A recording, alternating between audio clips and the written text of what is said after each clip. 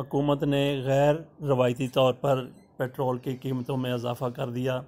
عموماً پیٹرول کی قیمت پہلی تاریخ کو بڑھائی جاتی ہے، لیکن اب آج 26 تاریخ ہے۔ آج حکومت کی طرف سے پیٹرول کی قیمت 25 روپے سے زائد بڑھا دی ہے، جس سے پیٹرول کی قیمت 100 روپے لیٹر ہو گئی ہے۔ دیگر مصنوعات کی قیمتیں بھی بڑھائی گئی ہیں۔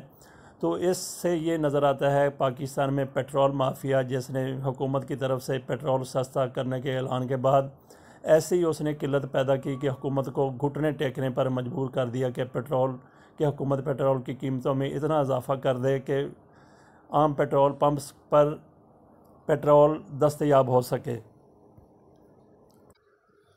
اس کو آپ حکومت کی نااہلی کہیں یا جو کچھ بھی کہیں، بہرحال حکومت کو مافیا جیت گیا، مافیا نے گیم جیت لی جو اس نے خود شروع کی تھی، اور حکومت کو شکست دے دی۔ حکومت مافیا کی بات ماننے پر مجبور ہو گئی۔